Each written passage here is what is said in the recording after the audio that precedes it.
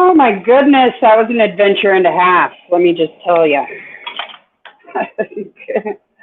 Aloha! Thank you so much for waiting for me. Can you guys hear me okay? How's my sound?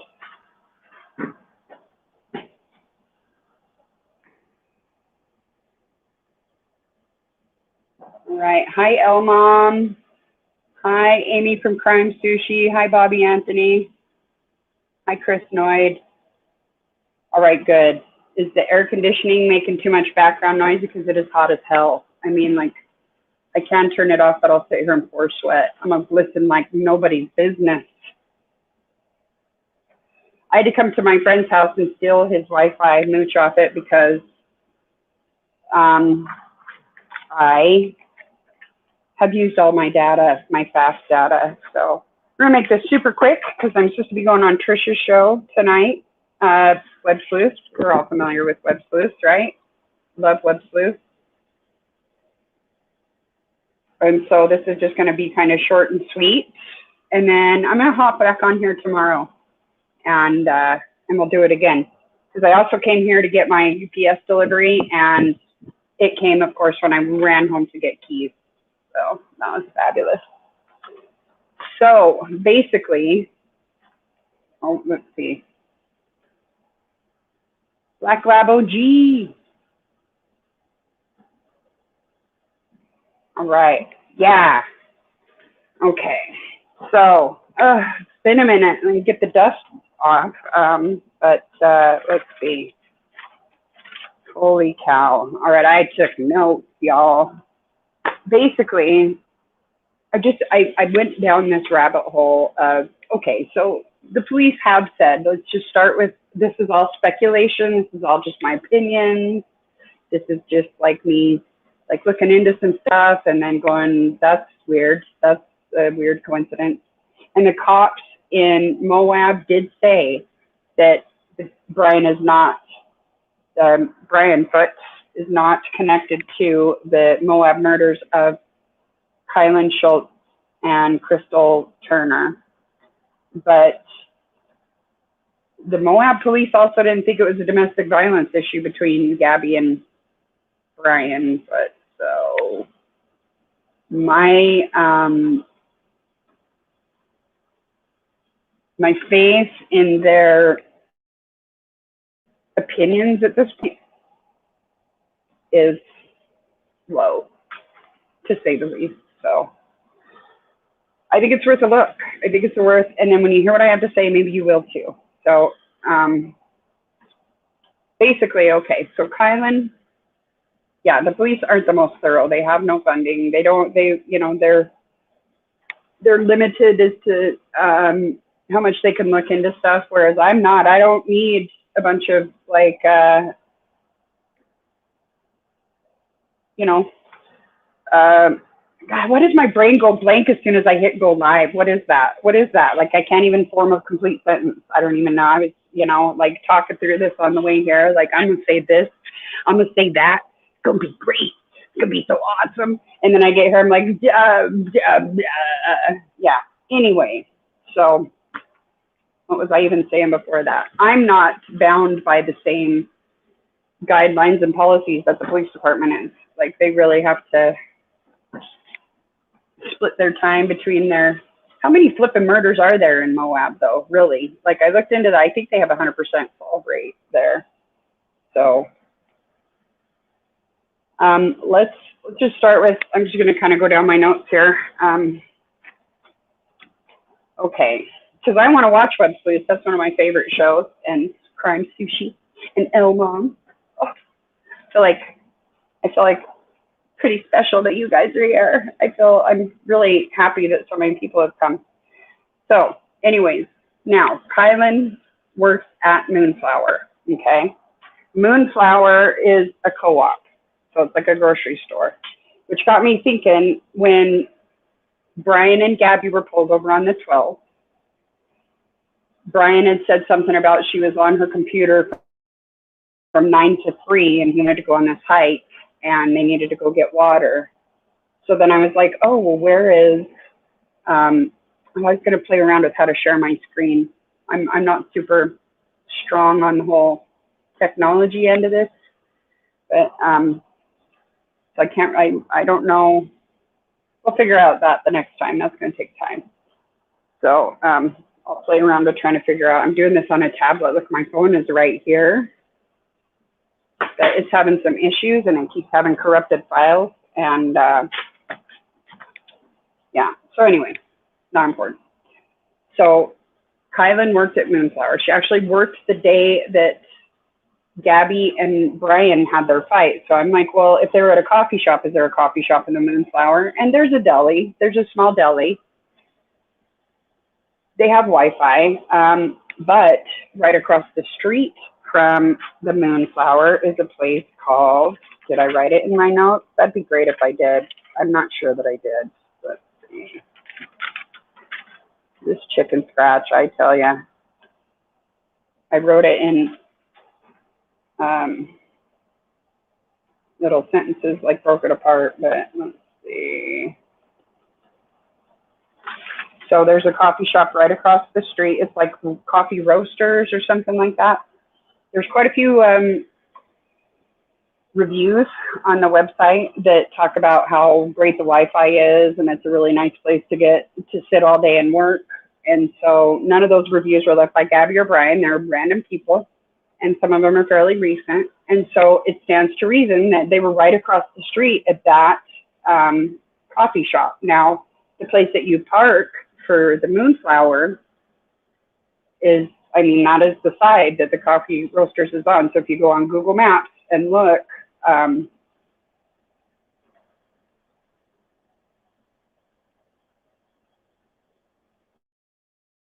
oh, you know what? My friend might come home, and then I'm going to like feel really awkward because he just does not understand the whole YouTube thing. Like, he doesn't get what I'm doing. But like, I actually have to like update his phone and stuff for him. He's just not technologically savvy. So yeah. Anyways, so that could happen at any moment. It'll be like, well, I'll be, yeah. So anyway, it's his house, so we'll let him come over, I guess. But so you have the Moonflower, and then you have, so the Moonflower, like, imagine if you're looking at the map, let's use this hand. So here's Moonflower, here's the road, and then here's the coffee shop. I mean, they are right across the street from each other. So we know that the incident that happened in the parking lot outside of the Moonflower, but were they at that coffee shop all day? This is speculation on my part, but if they were at that coffee shop and that's where it all took place, interesting, you know, good to know. So in that case, if they'd been arguing throughout the day, which kind of seems to be sort of a pattern that we're hearing about. Now, Kylan was off work at the Moonflower by the time the actual argument broke out, but her dad talked about that she used to go to a friend's house that's right there near the Moonflower. Now, they had their campsite, but I started Google mapping that, and I'm like, holy crap, that's like 45 minutes away from the Moonflower, where they typically go to camp. That is the what is it? It's got the La Salle Mountain, South Mesa area of the La Salle Mountains on Geyser Pass Trailhead. So if you put Geyser Pass Trailhead into your Google Maps, and then you go from Moonflower to Geyser Pass, that's like 45 minutes. So then I really started digging, well, what the hell, they're driving 45 minutes each way every day? And no, actually, no, they're not. What they would do is they would, okay, so you know Crystal, or maybe you don't know, Crystal worked at McDonald's. And McDonald's evidently let them park the van and sort of live in the parking lot throughout the week when they were working. So Kylan and Crystal were last seen on August 13th in the Woody's bar, I believe it was. But, and then they were reported on this missing on the 16th. Crystal had missed 2 shifts at McDonald's by then, and Kylan had missed 1 shift at Moonflower by then. And this was not like these girls. They were very reliable as far as going to work. So their employers were very concerned about them.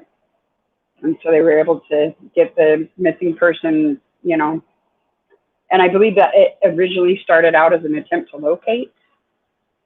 is what the father was saying. So based on my internet sleuthing, that means that one of them had to work the next day, so they would not have gone home on the 13th, or home as in their campsite, their favorite place to go, when they were not in Moab. So they would have been staying there in town, possibly at McDonald's. So another interesting thing to note is on the 12th, the hotel that they likely sent Brian to was right by the Moonflower as well. So we know that they were in and around the area with Kylan and Crystal. Gabby and Brian were in and around the area with Kylan and Crystal quite a bit. And being fellow van lifers, I feel like their paths would have crossed. Now, I actually have a friend. I tried to get her sister to come on with me, but my friend's sister used to work with Crystal at a brewery, I guess. Anyway, she's saying that she's just the sweetest lady. She didn't really want to come on because she didn't have much to add to what's happening currently, other than to say Crystal was the kind of person that everybody loved to work with. You're excited when she was working because she was just a pleasure to be around. These girls were beloved in Moab. So you can understand why everybody was upset. And I feel like it's kind of being drowned out by the Gabby and Brian Foote saga. So I wanted to make sure that we get a little bit of a, might be a little quiet voice because I'm not a huge channel or anything, but I just wanted to put my theory out there. So just hear me out. Okay. So Kylan gets off work, but she's visiting her friend nearby, and her friend lived, now when the father's describing it, when she walks out of work, if she went to the left, that would be where her van was parked, and if she went to the right, it was to take a shower at her friend's house or whatever. So if she got off work an hour before this incident happened, maybe she was at her friend's house having a shower, maybe she did witness it, maybe Brian did see her witnessing it. And Kylan would not have, was the kind of, I feel like, from what I've, again, my thoughts, my opinions, don't sue me, I'm poor, it's not going to do you any good, you got to get in line behind student loans, and you're never going to get a dime, because student loans will take it all. But she just doesn't strike me as the kind of person, given what she's been through, that would just stand by and not say something to a guy just, berating his girlfriend. Now, I don't know how many of you know this, but Kylan's little brother was killed in a tragic accident. Like, basically, he snuck out of his house one night and he went to sneak in his friend's window, and he was going to have him come out and sneak out together or whatever. And the friend didn't know who he was, and he woke up and shot him. And they did call it a self-defense or whatever, but because he didn't know, and it's his friend. And I mean, how awful. But imagine what this family has been through to have two children murdered, 2 children killed. Web Sleuth is on. The pressure. Okay. So Gabby struggles to drive her van.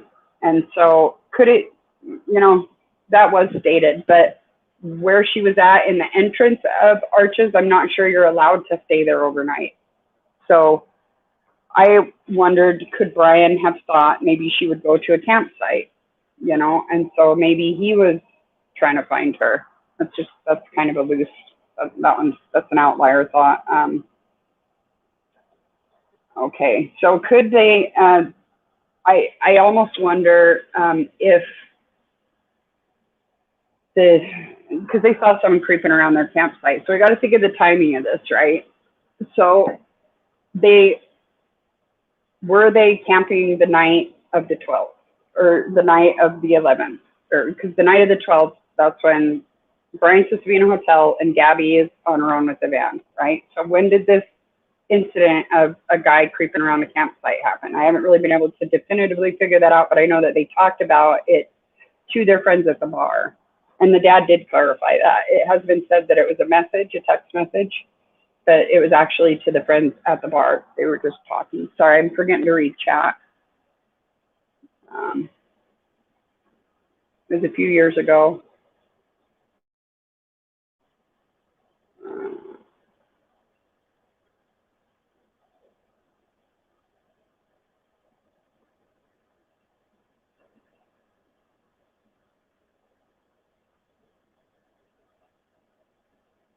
My goodness, El Mom. Kylie's dad has talked about, he wonders if if it's related, and he's like, you know, of course the cops have said it's not, but I mean, they said that pretty dang quick, considering we hadn't even found Gabby yet, and they were saying that. So, and I don't know that anyone is we know that Brian got dropped off at the hotel, but I think it's going to be really difficult to verify because it was done through that Seeking Haven program. And he did clearly like being in control of her. So imagine you know, somebody coming along and being like, hey, don't talk to her like that. That's not cool. You know, I can imagine him just going berserk over that, especially considering how hard he went on the hostesses at the restaurant. I've always wondered if they truly stayed separated too, because, you know, if there's not any more incidents, there's no way, like nobody's policing that, you know. So now, so that makes me wonder, could they have seen Gabby camping and her being inside the van and being upset, and the person they saw walking around being creepy was Brian, you know? And maybe Gabby wanted to park close to them because it made her feel safer. But that's what, ultimately, that was one of the things that made them feel creepy, is when you're in those big campgrounds like that, there's like vast amounts of space. So when somebody comes along and camps right by you, it's just like, why, you know? So they felt crowded and creeped out by this guy. So, and then we know that there were some pictures on, I think it was Zillow, it was one of the real estate websites, where it showed Brian's room, and he had like a red, white, and blue possible real gun hanging on his bookshelf there. And then there's a heavily filtered picture thought to be a photo of Gabby holding what appears to be a gun. I don't think that they probably can't because of that TV aspect of it, right? So Kylan and Crystal, let's see, they're found by a family friend. See, the cops weren't even out really looking for them very hard. So this family friend of Kylan and Crystal, who didn't really know Kylan and Crystal but knew their dad, she had lost a family member and felt like she was being kind of guided by this family member. So she's the one that actually found them. And then she just went into shock, didn't sleep for 10 days. I mean, can you imagine? So Kylan's dad wound up setting up a booth in Moab to receive tips. And it was at this booth that some keys were turned in that were found kind of pushed down in the mud. Now, the day that they found those girls, I checked the weather, and it did rain really heavily that day. So if, you know, maybe the keys were covered up and the cops were there, maybe they didn't do a damn thorough job of searching the area. Who knows? But someone did some keys, turned them into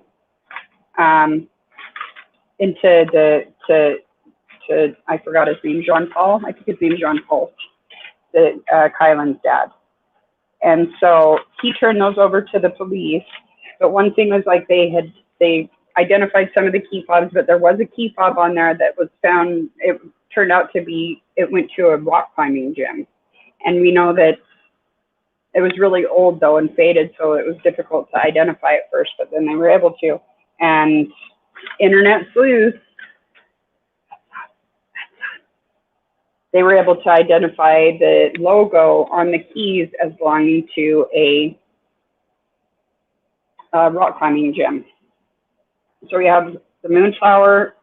Oh, and one thing that the father has really been stressing, you know what broke Gabby's case was people that had dash cams, that had pictures with people in the background, all of that.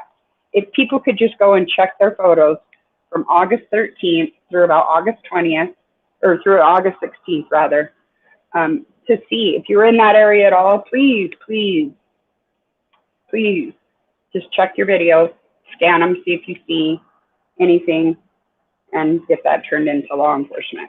So now the Moonflower is across the parking lot from the hotel that Brian is dropped at. Brian flies to Florida the day before they're discovered, and they're in this creek. Now, in Idaho, we would call that a crick. It's a crick being, it's just too little to even have a name. It's just, and it was only a few feet across. The way the father was describing it, like the crick was almost bigger than they were, or they were bigger than the crick. Like their bodies were even, anyways, and they were naked from the waist down. It was awful, awful, awful. So, and they'd been shot. Once in the back, once, or in the back, in the side, and I think in the chest, in the back, in the chest, and in the side. So they find this key fob. The keys were pushed down kind of partially in the mud. All right. Now, that South Mesa area of the La Salle Mountains near Geyser Pass trailhead is 45 minutes to an hour from Moab. Gabby and Brian Foote were pulled over near the entrance to Arches National Park. That's where they were going to go. So that's where all of that incident went down. It was the next day that Crystal and Kylan were seen in Woody's bar. They lived in the McDonald's parking lot during the week while they worked in the band. They were supposed to work in the coming days at, you know, that's what helped us determine they were missing. So my theory is that it got too loud and one of the girls stepped in, either Crystal or Kylan. And I think that hurt Brian's little ego. I mean, just hypothetically, we're throwing spitballs at the wall here, seeing what sticks. But yeah, I just think it's worth looking into. I really do. Now, the girls have a $20,000 reward. Now, there was a guy that escaped a mental hospital right around that same time. So I guess he's an alternate suspect. That I saw a thing about that just this morning. Of course, after I've done all my preparing, more information comes out. But yeah, so that's my theory, y'all. What do you think about that?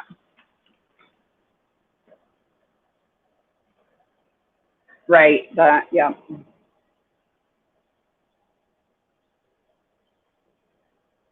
Yeah, and Moab PD did say they searched the area, but they missed those keys somehow.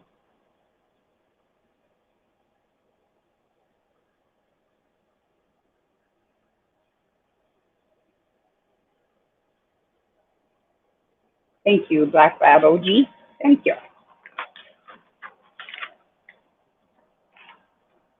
So tomorrow I will try to, I'll try and schedule it tonight and like be all like prepared and stuff. So, and then I got to come here tomorrow and wait for the UPS guy again. So I'm going to be in a place with good Wi-Fi. So what I'll try to do is jump on here and share some of these articles and stuff. Now, maybe you're wondering what my theory is about where Brian Foote could be. I personally think he's in a bomb shelter. His parents are preppers. And I kind of think that they're kind of probably digging into their reserves because we don't see him go and grocery shopping. We've seen him go get gas and mow the lawn. That was big, huge news today. Oh my Lord. There were so many videos of that guy. Like, why is he mowing the same spot 6 times? Who cares about the lawn? Why isn't he telling us where his son is? But whatever. And then people thought he was in the flower bed. Why would he be in the flower bed? That's dumb. That's stupid. And in Northport, I think that the water table is a little like where you know, like if you got to be able to dig you got to go inland a little bit for these, but Florida has like some serious bomb shelters, y'all, because of the Cuban Missile Crisis. So they're all like abandoned and forgotten about, a lot of them. And part of the reason I think that is because he's really obsessed with these Chuck. I'm not going to try and say his name. All right, I'm not. The Fight Club Chuck. Fight Club Chuck Palahniuk. I don't know. I'm sure I've just butchered his name, but anyway, so there's Fight Club 1. We all know about that. Now, Fight Club 2 is a graphic novel series. And if you thought Fight Club was crazy, now, being the nerdy, geek that I am, I was a geek before that shit was cool. I'm telling you right now. I play a lot of video games, read a lot of comic books, do a lot of sci-fi fantasy stuff. The Fight Club 2 is kind of based out of a bomb shelter. I mean, not entirely, but that's a huge part of the book. Like, he seals himself in a bomb shelter. He wants to destroy the world from inside this concrete bomb shelter. So I think if he was going anywhere, like, I think that we should be, like, if there truly was a sighting of him in North Carolina and he was asking for directions to California, y'all know there's a California in North Carolina. There's actually a California in several states. I think there's a California, Maine, too. So maybe he wasn't asking for directions to the state, California. Maybe he was asking for directions to California, North Carolina. And if he's being smart, he doesn't have a phone, so he doesn't have a Google map. So maybe he's trying to read a map, and they probably don't have that. Do they even teach that in school anymore? Like, we had to learn that in geography, but we had to actually use maps. But yeah, there's a huge bomb shelter in North Carolina. Some of the biggest bomb shelters were built by AT&T because they needed to be able to keep the communication systems going. So there's a huge one in Florida, and there's one in North Carolina, both built by AT&T back in the, early 60s. So, mama.